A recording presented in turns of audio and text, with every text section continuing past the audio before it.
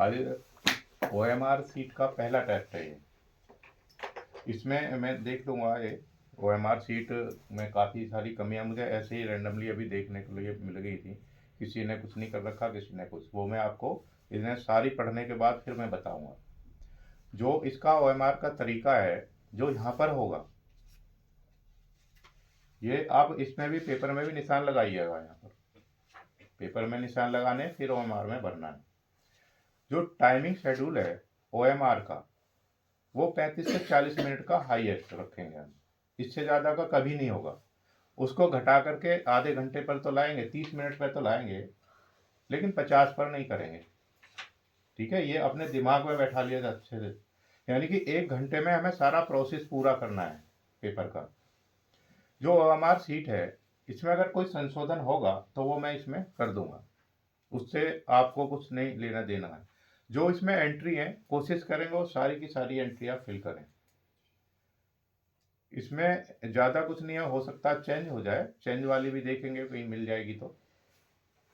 दूसरा ये, अगर सफल होना है, मैं बार बार एक ही बात बोलता हूँ भाई, अगर सफल होना है तो वो बातें ध्यान से सुनिए जो मैं आपको बता रहा हूँ। आप अपना दिमाग नहीं लगाइएगा। जैसे ही आप कमरे में एंटर कर गए, आप अपनी सारी चीज़ें कमरे से बाहर छोड़ कर आइए।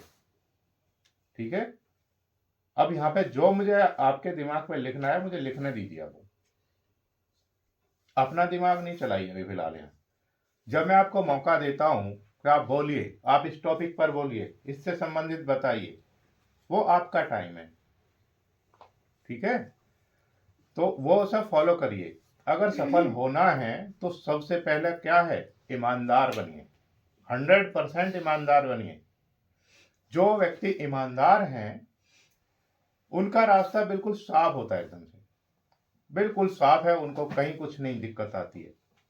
ईमानदारी का मतलब मेरा उससे यहाँ सीमित जगह है, सीमित जगह पर बैठे हैं। ईमानदारी का बीज यहीं से डेवलप करिए आप। ईमानदारी को एकदम से अच्छे तरीके से उतार लीजिए जीवन में।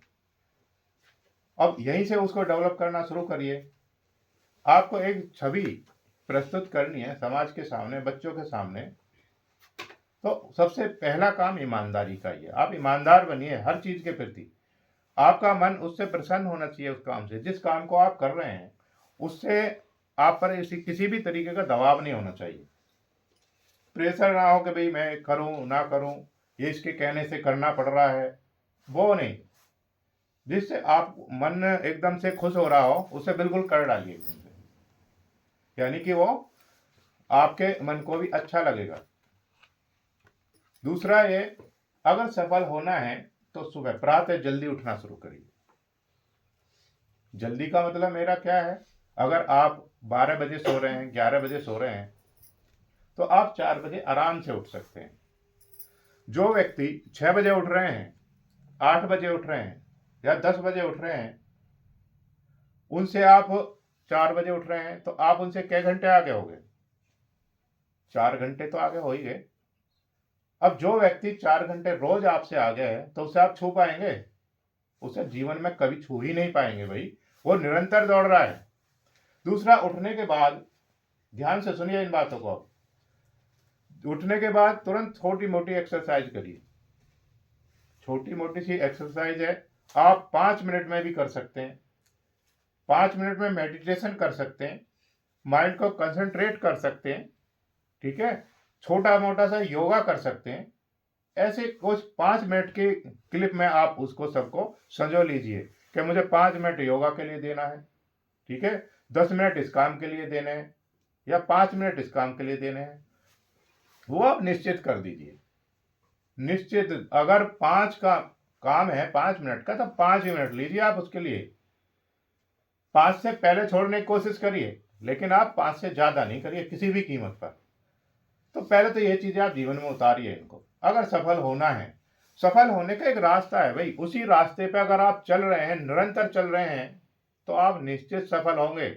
उस रास्ते से इधर उधर उतरने की कोशिश करेंगे तो फिर आप ये कहेंगे कि सफल नहीं हो पाए। आप उस पर चले ही कहाँ, आपने उसको फॉलो कहाँ किया, या आपको जो बताया गया वो पढ़ा ही कहाँ आपने, तो सफल कैसे होंगे भाई? सफलता का रास्ता कठिन नहीं है, बिल्कुल आसान है, लेकिन वो नियमबद्ध है। नियमबद्ध का मतलब समझ रहे हैं, वो नियमों से भरा हुआ है। उस नियम को आप जिसने भी फॉलो किया है वो सफल हुए हैं। जितने भी आप महान व्यक्ति, महान लेखक, महान जो व्यक्ति हुए हैं उनके बारे में आप देखिए ना, उनका जीवन परिचय पढ़ के तो देखिए आप, वो बेहद नीचे से उठ करके ऊपर तक पहुंचे हैं। कोई ऐसा नहीं है कि जो पहले से ही बहुत अमीर था और ज्यादा अमीर हो गया हो। ऐसा कोई उदाहरण है आपके सामने? वो बिल्कुल भी नहीं है। एक भी कोई ऐसा उदाहरण बताइए। उन ऐसे बहुत सारे लोग हैं जो छोटी सी चीज से उन्होंने शुरू करा। मैंने एक आपको कहानी सुनाई थी, जमशेदजी निसरवान जी टाटा, उनका संघर्ष बताया था। ऐसे लोगों से सीखिए ना आप। तो आप जब ये सभी लोग उस पर चल करके सफल हो सकते हैं, तो आप भी तो इंसान हैं, आप भी मनुष्य हैं, आप भी उसी प्रकार के व्यक्ति हैं, तो आप क्यों नहीं हो सकते? अगर कोई भी काम है उसको किसी व्यक्ति ने किया है तो आप भी कर सकते हैं। जो क्षमता उसमें है, हो सकता है उससे थोड़ी बहुत कम हो आप में, लेकिन कर तो सकते ही हैं। तो ऐसा कोई काम नहीं है दुनिया में जिसे आप ना कर सकें।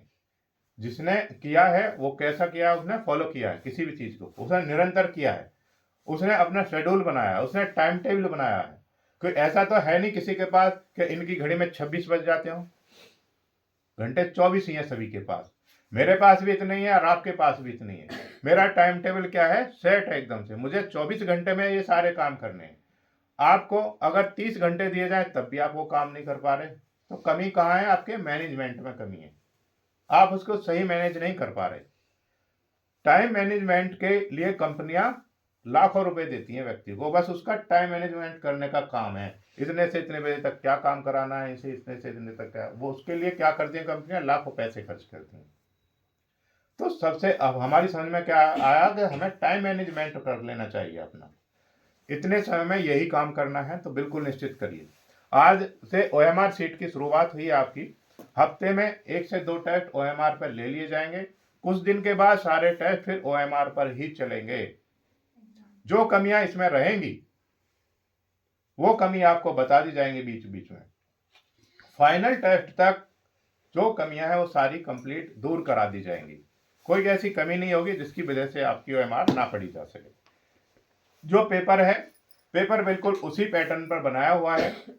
जितने सवाल एक पेज पर चयन बोर्ड देगा इतने ही सवाल इसमें रखे गए हैं।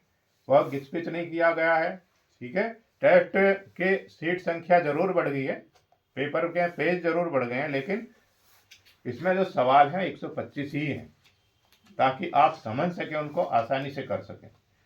दूसरा, ये टेस्ट ये पहले भी कराया जा चुका है ताकि आपकी ये क्षमता देखने के लिए किस बच्चे ने याद किया है इसको 100%।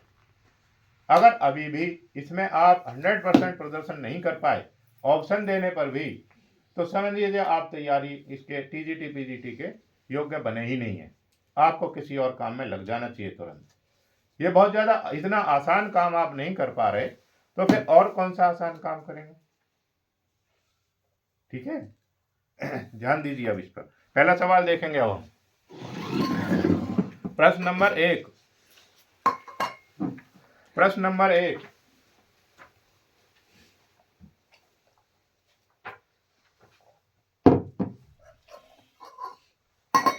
राष्ट्रीय संग्रहालय नई दिल्ली के निर्देशक कौन है?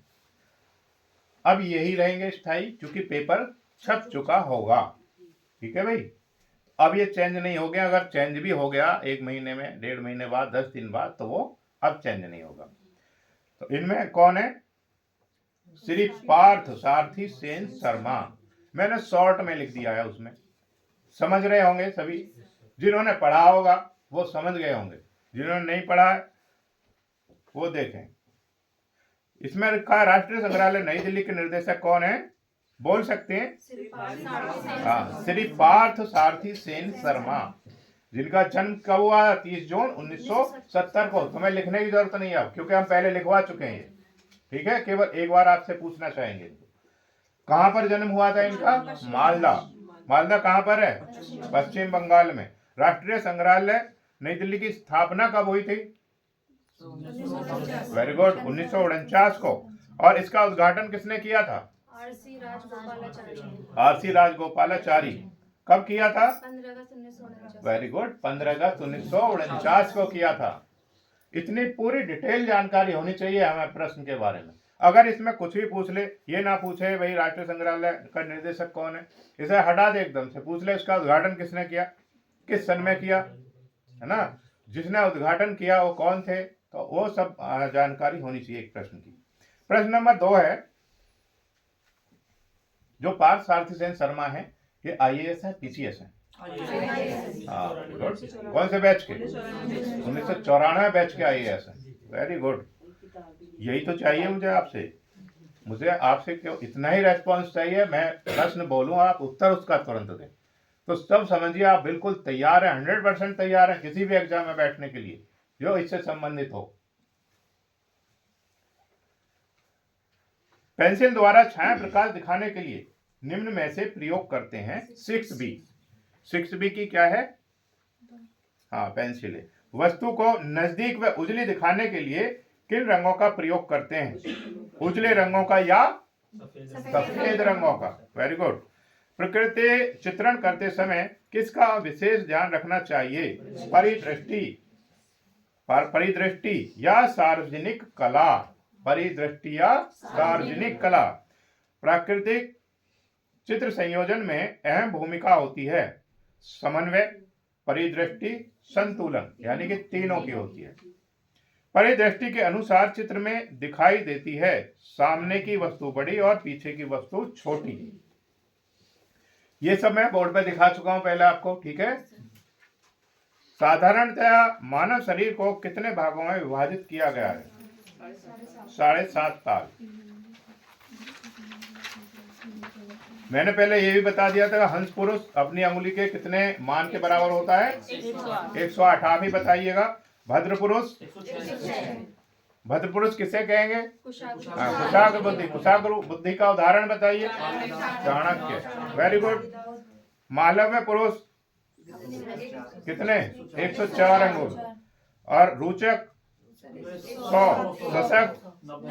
शशक किसे कहेंगे? वेरी गुड, राजनेता। हाँ जी।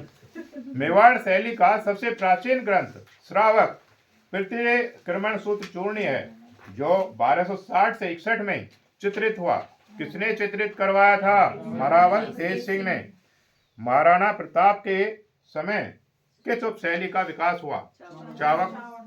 किसका? चावण शैली का। किस शैली के पुरुषों के चित्रों में बड़ी मूछें, पगड़ी जिसके ऊपर कंगली होती है? मेवाड़ शैली। फल चित्रण को विकसित करने में किनका प्रमुख योगदान रहा? श्रीलाल जोशी व दुर्गालाल जोशी। किस कला में कपड़े पर देवताओं के चित्र बनाकर देवताओं की मूर्तियों के पीछे लगाए जाते हैं? पिछवाई कला। Very good. बोल सकते हैं जिसको पता है। किशनगढ़ शैली को प्रकाश में लाने का श्रेय किसे जाता है? डॉक्टर फयाज अली और एरिक डिकिंसन। और कौन थे? कार्ल खंडालवाला। अगर फयाज अली नहीं आते हैं तो एरिक डिकिंसन होंगे उसमें। एरिक डिकिंसन भी नहीं है तो? अगर तीनों ही है तो? हाँ, वेरी गुड, तीनों है। ये सवाल आएगा ही आएगा, ठीक है। फिर है मांडना क्या है? लोक कला है। मांडना क्या है? हाँ जी। कहाँ की है? गुड। कागज पर निर्मित देवताओं के चित्र कहलाते हैं पाना चित्र। पशु पक्षियों को किस शैली में स्थान मिला? बूंदी शैली में। किसके चित्र बने हैं बताएंगे?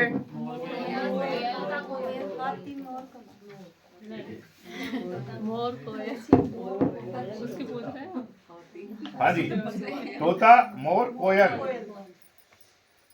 चित्तौड़गढ़ दुर्ग तथा कुंभलगढ़ दुर्ग किन दुर्गों की श्रेणी में आते हैं? फारिद दुर्ग। क्वार्टज एवं चीनी मिट्टी के बर्तनों पर नीले, हरे एवं अन्य रंगों से बने चित्रण कहलाते हैं क्या? Blue pottery.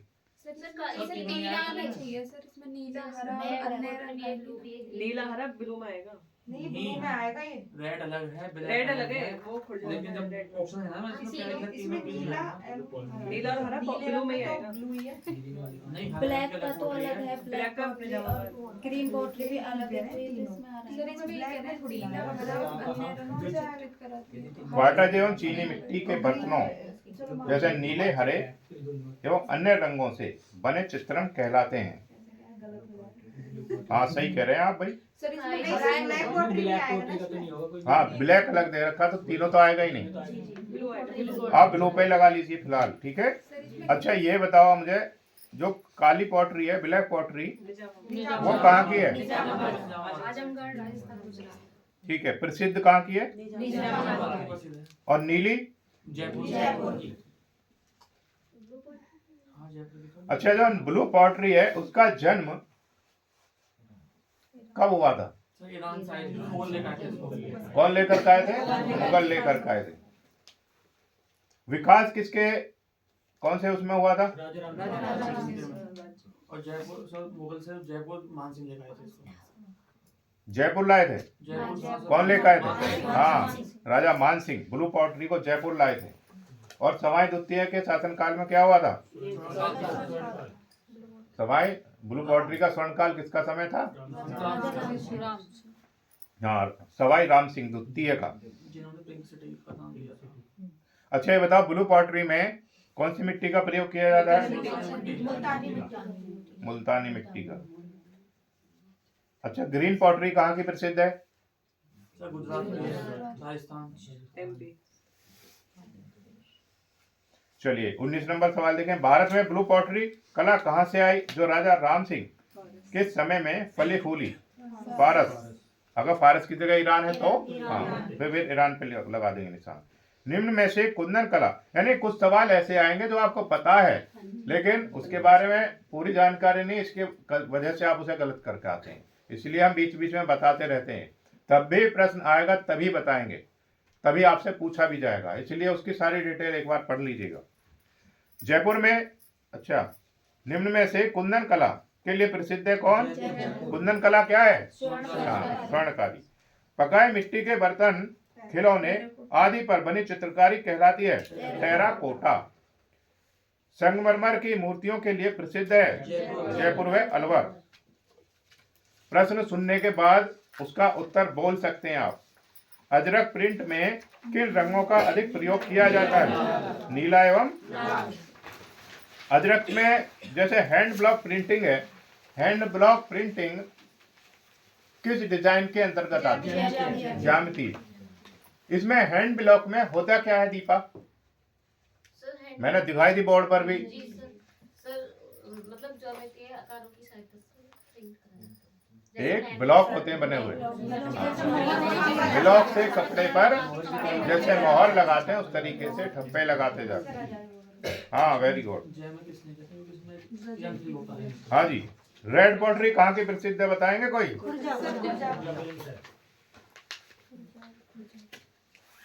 और black pottery? Red pottery Rajasthan, Madhya Pradesh, Gujarat में भी बनाई जाती है, ठीक है। फेमस। हाँ, फेमस खुर्जा की है। Green pottery? हाँ, राजस्थान, गुजरात और मध्य प्रदेश में बनाई जाती है। Blue pottery? जयपुर में। किसका स्वर्ण काल था ब्लू पॉटरी का? राजा राम सिंह। सॉरी राम सिंह दुखते। हाँ, वो उन्होंने सही बताया। हाँ, तो आपने राजा राम सिंह बोला, उन्होंने सही पूरा बोला। जयपुर के जितने भी राजा हैं सबका जय सब है। निम्न में पैर की उंगली में पहने जाने वाले आभूषण हैं? बिछिया, फौलड़ी, गौर या तीनों? हाँ, तीनों है। अंगूठा किसमें पहना जाता? अंगूठे में। जवाहर कला केंद्र जयपुर, जिसके वास्तविक श्री चार्ल्स कोरियर थे, का उद्घाटन किस भारतीय राष्ट्रपति ने किया था? शंकर दयाल शर्मा। जवाहर कला केंद्र की स्थापना किस सन में हुई?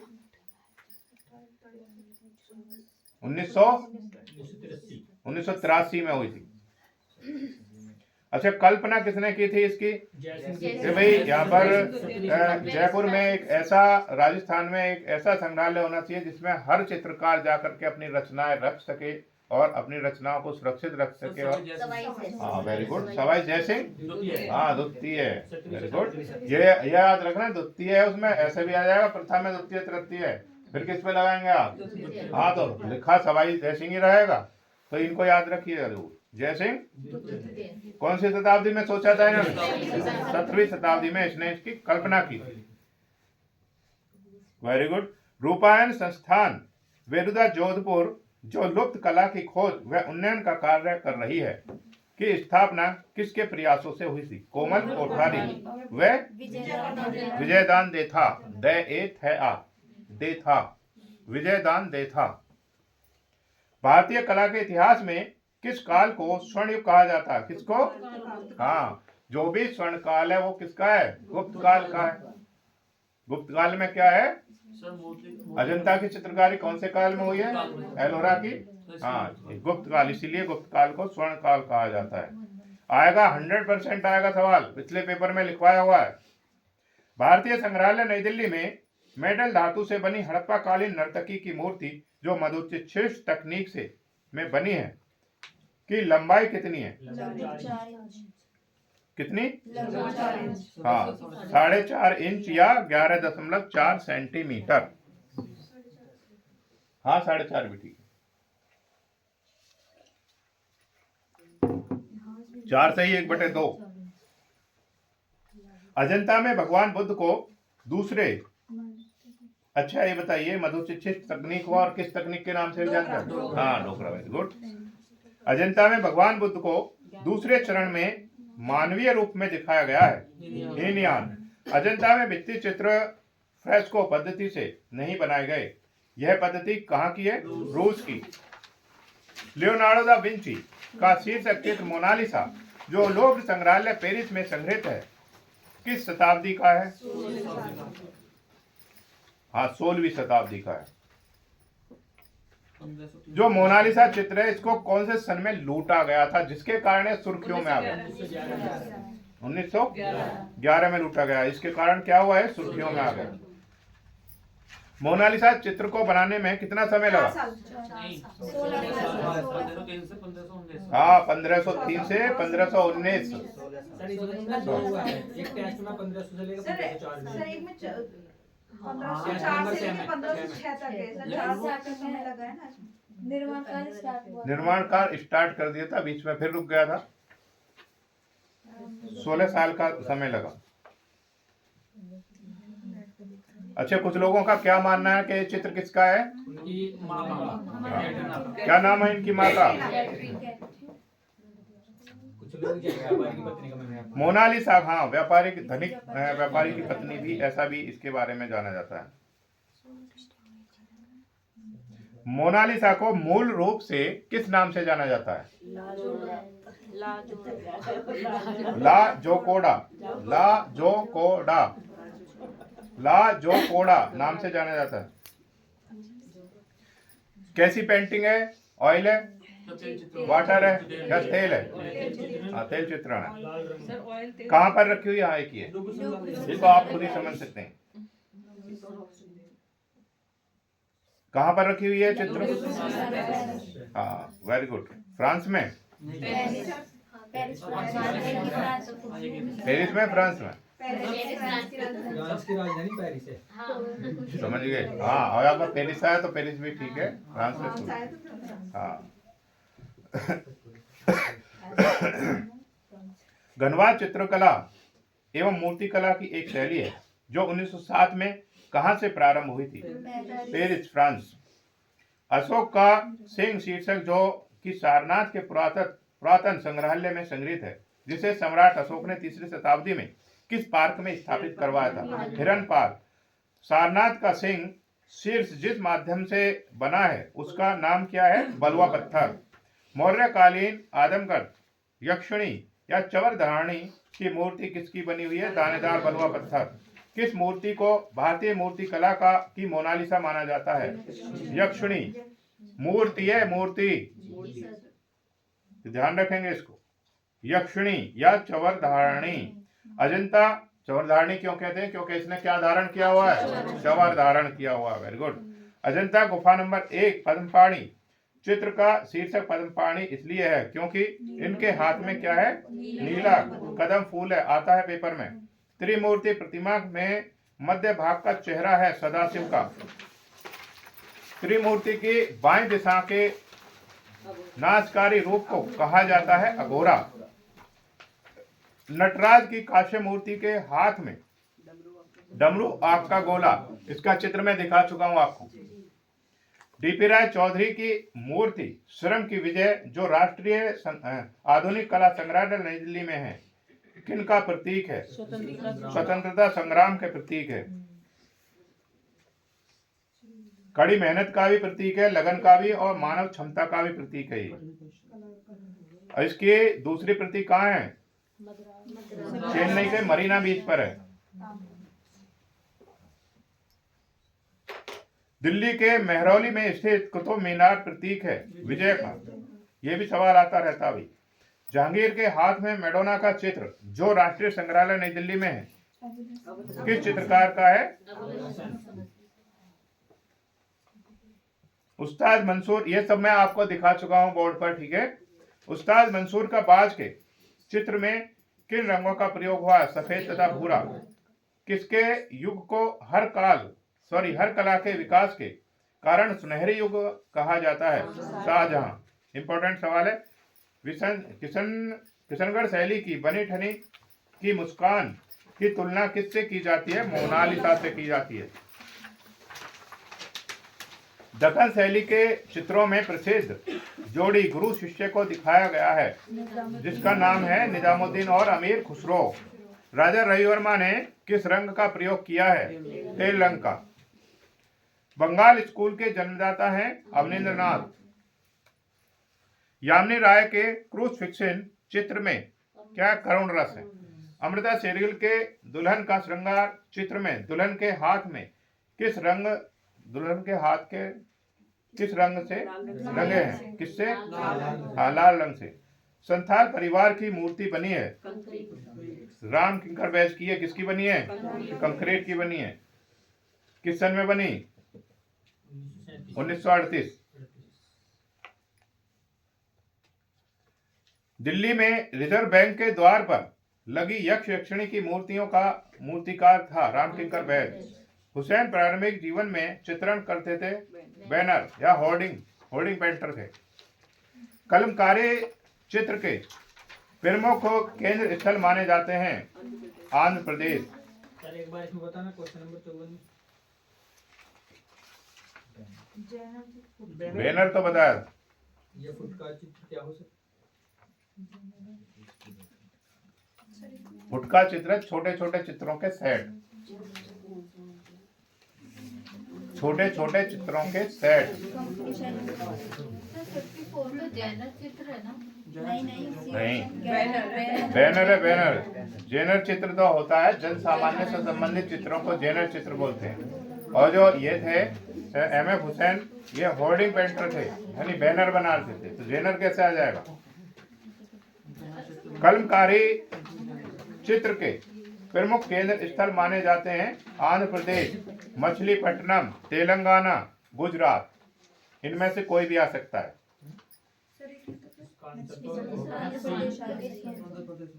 आंध्र प्रदेश। मछली है वो। ये मछली का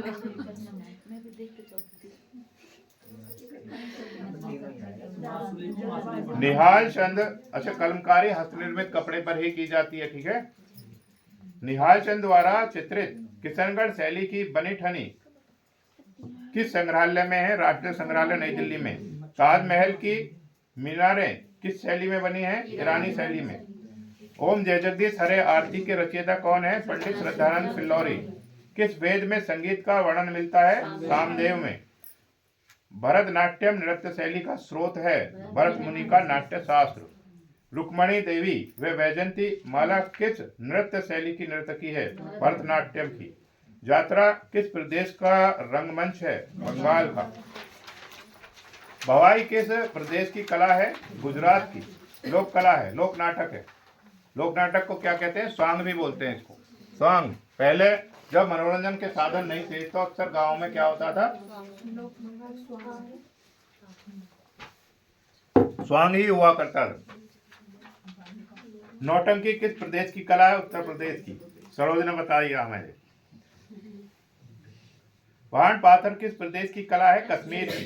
विजय मेहता अरविंद देशपांडे किस भाषा के रंगकर्मी हैं? मराठी। अन्नपूर्णा देवी किस वाद्य यंत्र से जुड़ी हैं? सुरबहार। हाँ, सुरबहार। हाँ, सुखबहार भी बोलते हैं इसे। सितार का ही बड़ा संस्करण होता है। विश्व तो सर इसमें क्या लगाना? सर सुरबहार ही पाएंगे। नहीं, वो जो नीचे लिखा हुआ घ पर सुखबहार, वो सुरबहार है। ठीक है। हाँ, नहीं नहीं, सितार का बड़ा संस्करण है सुरबहार, तो सुरबहार ही सही है। विश्व मोहन भट्ट किस वाद्य यंत्र के कलाकार हैं? गिटार के। अफीम खाने की बुराइयों का चित्रण करने वाली पुस्तक कन्यार कीर्तन के लेखक कौन है? हेमचंद बरुआ। पिता के पत्र पुत्री के नाम किसकी पुस्तक है? किसकी? जवाहरलाल नेहरू की। अब पुत्र के नाम होता तो किसकी हो जाती? इब्राहिम लिंकन की। फिल्मों में उत्कृष्ट योगदान के लिए उच्चतम पुरस्कार है दादा साहब फाल्के पुरस्कार। उत्तर प्रदेश का राजकीय पक्षी क्या है? केन सारस। हड़प्पा सभ्यता की खोज राय बहादुर दयाराम साहनी द्वारा किस वर्ष में की गई थी? 1921। अस्तोमा सदगमय किस वेद से लिया गया है? ऋग्वेद। जहांगीर ने आगरा में किस चित्रकार के नेतृत्व में चित्रशाला की स्थापना की? आकार इजा। भारत के राष्ट्रीय ध्वज में केसरिया रंग किसका प्रतीक है? शक्ति का, साहस का, त्याग का, वीरों की याद दिलाता है, राष्ट्रीय एकता का प्रतीक है। सर इसके में घ लगाएं। ख सही है। सर समृद्धि नहीं, शांति भी आ रहा ना। अच्छा, आ रहा है शांति भी। नहीं, शांति शांति सफेद है और घ है। यहाँ लगाएंगे है। सर ख्याल। शक्ति ख तो ठीक है ही है। हाँ, शक्ति का प्रतीक है ये। नहीं, केवल ख पर निशान लगाएंगे। ख पर निशान लगाएंगे। तिरंगे की श्वेत पट्टी के बीच का चक्र किस रंग का है? नीला, नेवी ब्लू। भारतीय राष्ट्रीय ध्वज का अनुपात है 3:2। 100% आता सवाल, दोनों ही सवाल इंपॉर्टेंट है। भारतीय ललित कला अकादमी की स्थापना किस वर्ष हुई? 1954 में, यानी 5 अगस्त 1954 को।